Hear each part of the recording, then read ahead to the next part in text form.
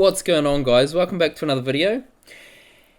As you might have seen from my last video, I managed to blow my R180 diff at the last track day at Drift Antics.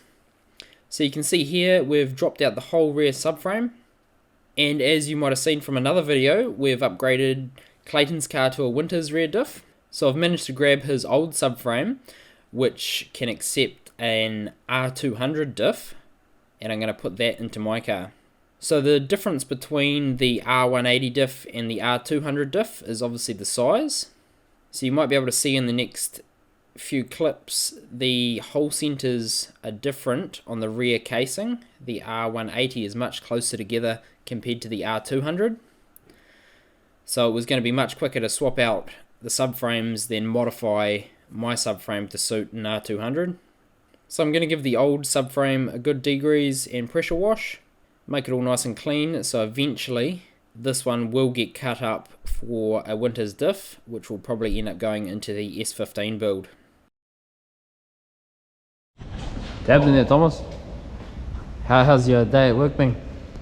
Pretty average, you know. Did some welding. Some welding, bro. Yeah. Awesome, man. Nice. The bolts, the nuts. These nuts. Nice. Look good?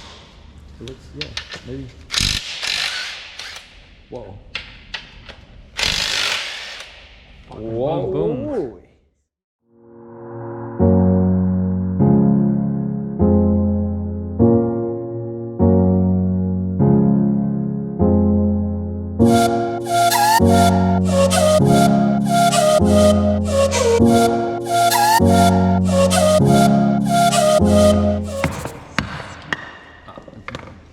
Sweet.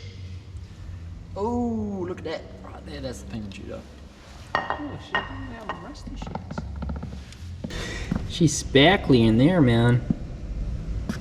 Frick yeah, dude. She's real sparkly. She got some real flavor. Pour it in. Can I get like a close up? Oh my. Oh. So much flavor.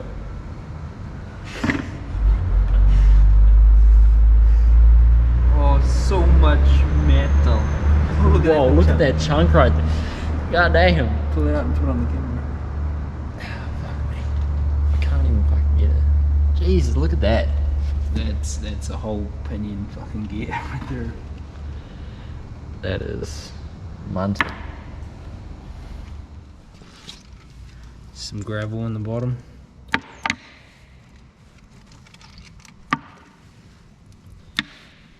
That's the pinion.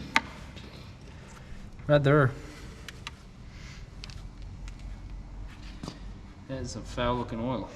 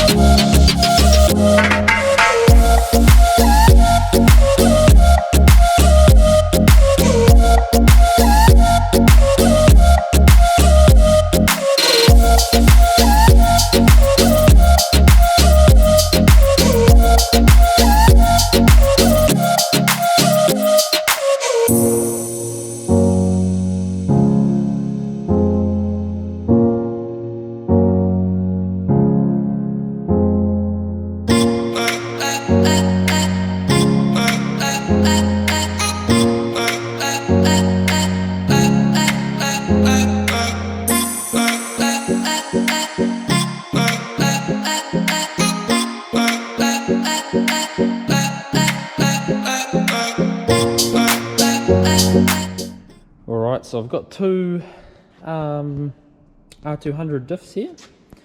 I pulled this one here apart because it was really hard to turn. when the preload on the nut was done up.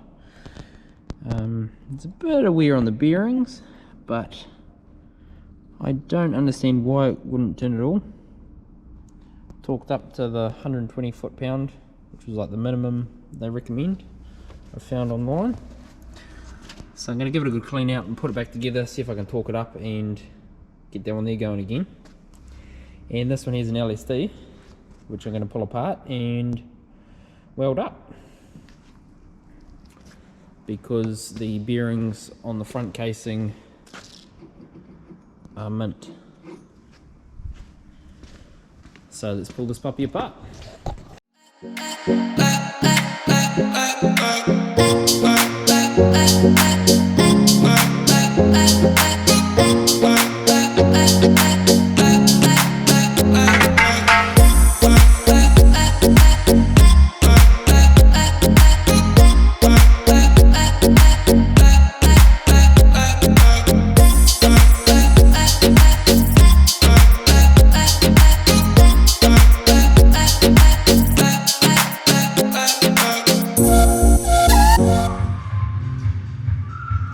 That's the first one done, guys. Now on to the next one.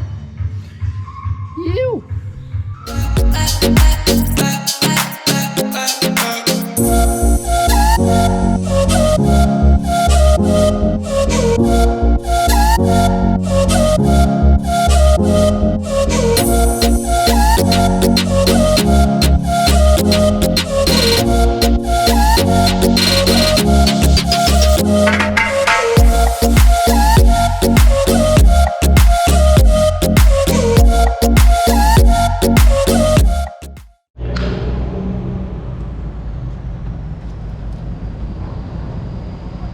Want some gum?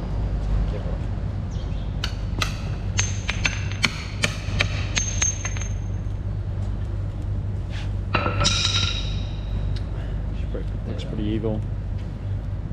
Don't want to damage the paint. Yeah. Blow it up.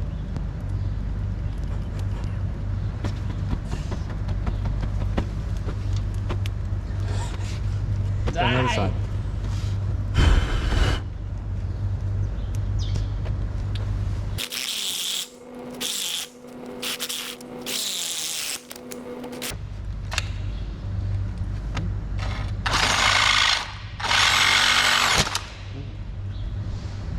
Very nice.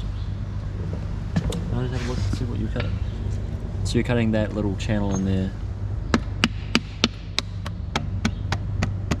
And half the sub.